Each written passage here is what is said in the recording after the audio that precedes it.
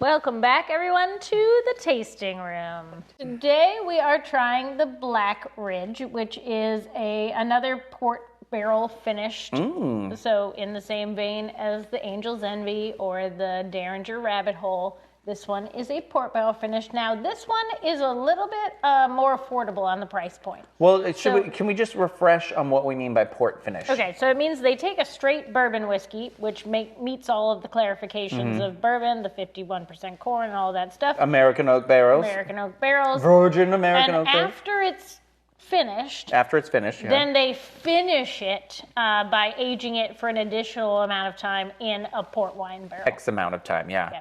Okay. They don't really state. This one is 5 years old, meaning it was aged for 5 years. Now, we don't know if the bulk of that was probably in the regular oak barrel. You did say when you say the age of something, it's the youngest of whatever part of that? Is that what you like? Yeah, so the age statement that they say through the company or through the bottle has to be the youngest bit of bourbon that's in the bottle. So that's when you get the multi... if there's a blend, oh, okay, if they take like, here's a 13-year and a 15-year and a 12-year, they can only call that a 12-year. So they could blend this with like a 12-year Elijah Craig and then be like, that's a 5-year. But it's a 5-year. Okay, because gotcha. the oldest stuff in the blend has to be what you go But by this isn't a blend, so that doesn't matter. This is not. Irrelevant, okay.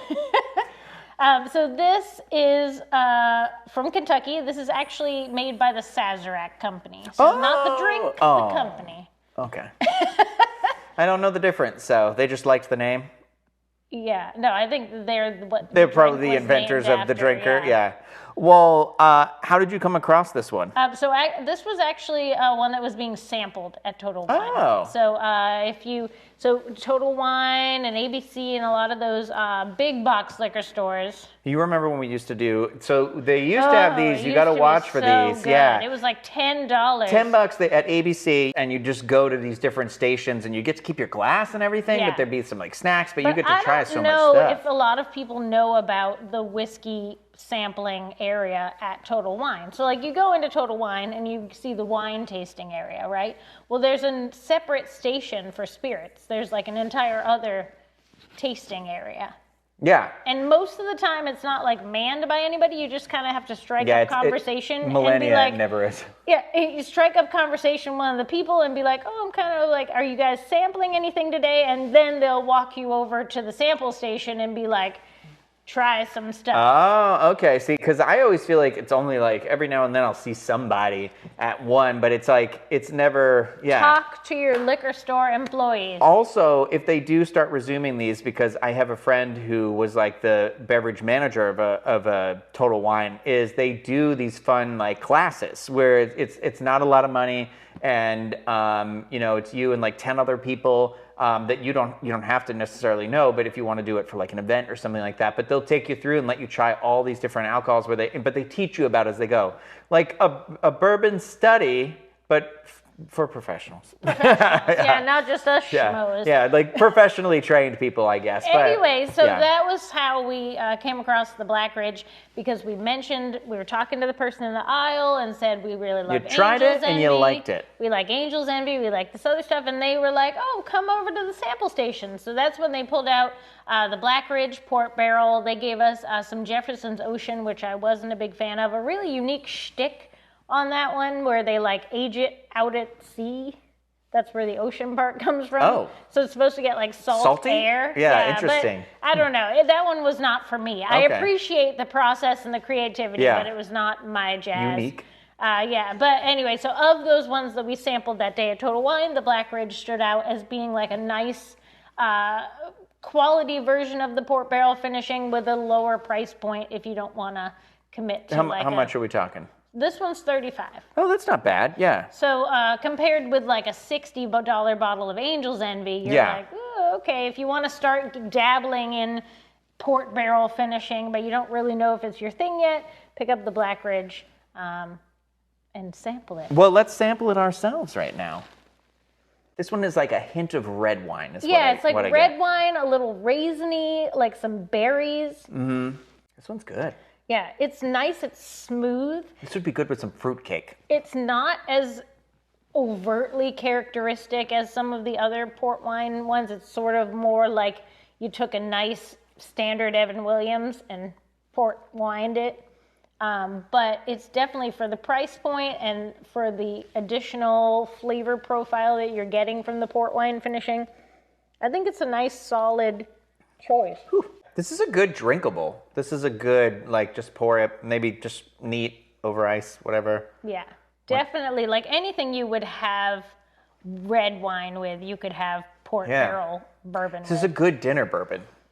Like a good one at the table, because I always think of bourbon as like pre-dinner, post-dinner. This goes really great with like steaks, like a fillet, or like anything with like a red wine sauce. That, like I said, anything that you could use a red wine for, a port barrel finish bourbon will substitute. I think that honestly, I think this would be a good one for if you have any friends that are really into like unique wines or anything like that. This might be a nice like flip that switch on them and bring them this bottle to try, because it does really have that profile. And it comes in a little wine bottle, so it looks the part too.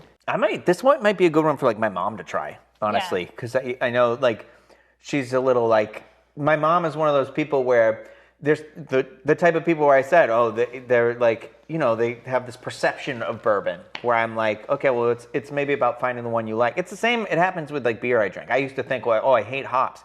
It wasn't that I hate hops. It's that I hate certain type of hops, and I hate when the hops are burnt or like whatever. Yeah. And so a lot of cheap beers do that. We used to be the same way about wine. I wasn't a big fan of Chardonnay until we went to Napa, and I was like, there's like other types than just the like Mommy's Time Out one.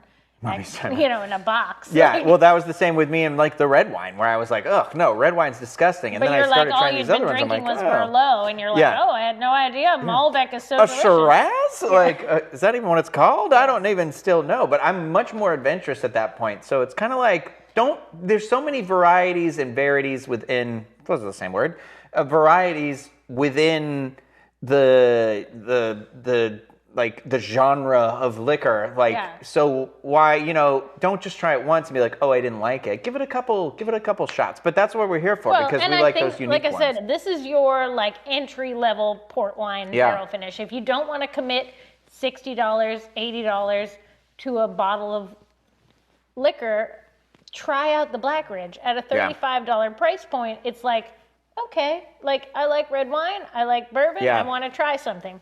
Then if you're like, I want to graduate to the Derringer, I want to graduate to the Angel's Envy and keep a nice, more expensive bottle around, great, awesome. But this still serves all of those red wine, port wine things. If you're cooking, if you're eating, if you want to have it with dessert. Yeah. Like a nice chocolate cake.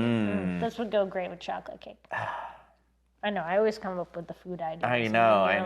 I was thinking about those like raspberry filled chocolates too. It would be good. So, well, obviously this is a great sippable wine by itself, but we'll probably be bourbon. Sippable wine bourbon. Yeah, sippable wine. It's already got. I've already convinced. Sippable. I should be having my wine glass with it. Yeah, it does. It drinks much more like a cognac than a bourbon.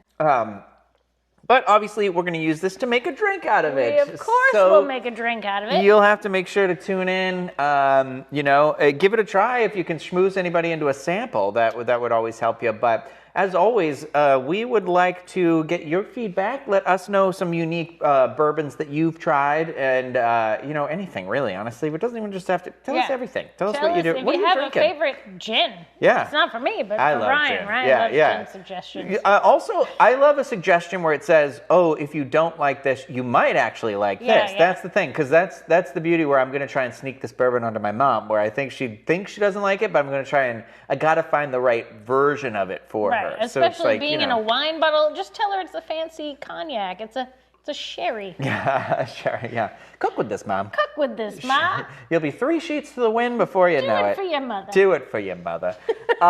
So thank you everybody for watching. And obviously, if you like the video, thumbs up, subscribe to the channel, and we will be back with another tasting, another bourbon study, another day.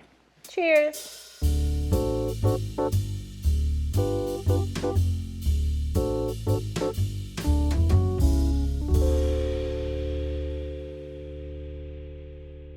Discovering voices, building worlds.